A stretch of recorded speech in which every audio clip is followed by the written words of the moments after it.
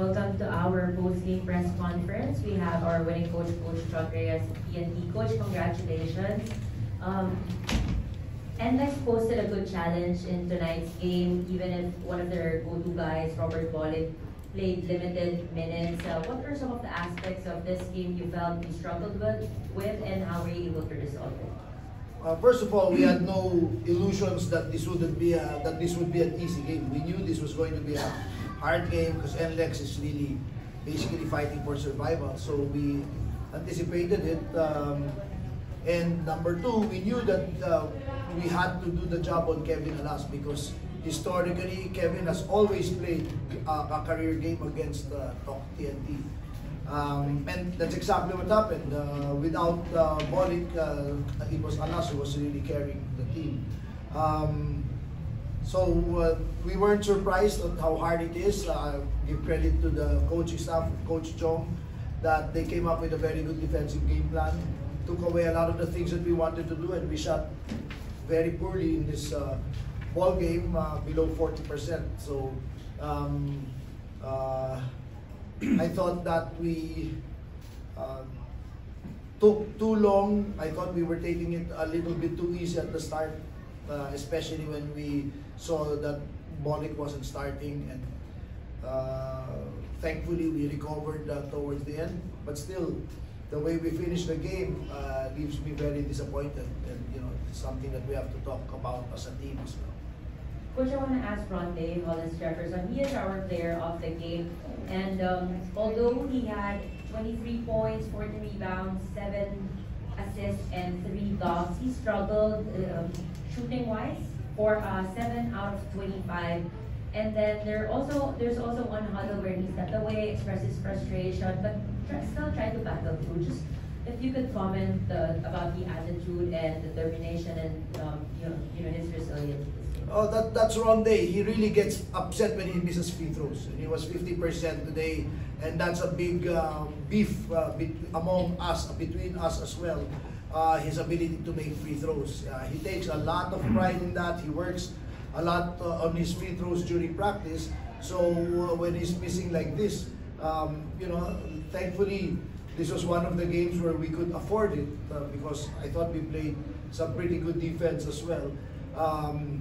But he knows that in the crucial game, we have Ginebra coming up, he cannot shoot that way from the free throw line.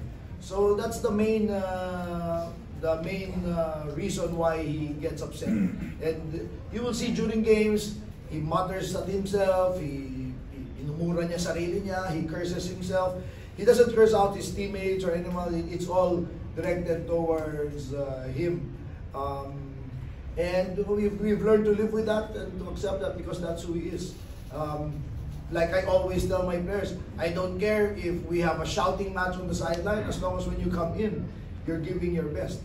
Basta nagpapakamatay ka sa loob, maski magsigawan tayo sa bench, okay lang sa akin yun. I have no problems with that. As against tatahimik ka and then pagpasok mo sa loob, lalamya-lamya ka, diba? So that's the dynamics, the dynamic between not only between me and Ronde, but the entire team.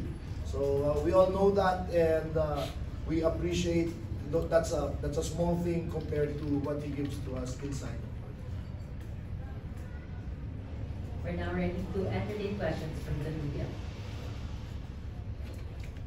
Congratulations. Coach, na-mention mo ngayon play Ginebra on Friday. Sabi mo nga, Coach, we were disappointed with your end-game execution. But is the Friday game going to somehow magiging define probably yung direction ng TNT moving forward? Huge game for us, but the one thing I'm sure of is if we play this way on Friday, we cannot win. We have to play a lot better than we played tonight. So the problem is we have one day off. We'll basically walk through stuff tomorrow at practice, talk about Ginebra, and they're going to be pretty well rested coming into tomorrow. So, but it's a good challenge. It's a good challenge for us to have. And like I said, I never sell these boys or these players short. They always get up and they always fight for in the tough games. As a coach, my job is really to make sure that they're recovering well. The rest of the recovery tonight and tomorrow is going to be very important. Coach, during the fourth quarter, that the final small lineup, you saw that, anong nakita mo doon na positive, and will we expect to see that again? We often utilize that lineup naman because we feel, especially when we're playing teams with the 7-footers, with the tall imports, we have no match with size, so we just ask our bigs, Poy, Kelly, and Henry to hold their best as much as possible. But hopefully we're in games, we're still in the ball game, so that in the end we can go to that smaller, quicker lineup. And I think that's harder to defend because of our quickness and our ability to shoot the 3-ball. So obviously there is something that we give up defensively, but I feel the offensive benefits outweigh it. So I'm sure you notice we like going to that smaller and quicker lineup. It gives us better spacing on the floor, giving the defense more difficulty. Coach, during the finals, wala pang Troy Rosario now is with Ginebra. How will that change how you prepare, and how do you see the Ginebra team with Troy Rosario so far? Not only Troy, I think Jamie Malonzo is already ready as well. Going to be very different.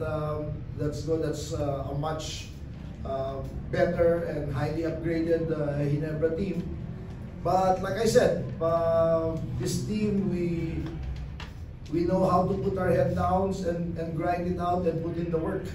And tonight, I think, was a good example. Our game wasn't pretty at all. Shots weren't falling, but we found a way to win. The most important thing first is to find a way to compete, to have the will to compete, and then you can find a way to win. So hopefully we can do that again on Friday. Update na po kay Reyna Mata for the party. The Tapilok so we don't know. We're going to find out today.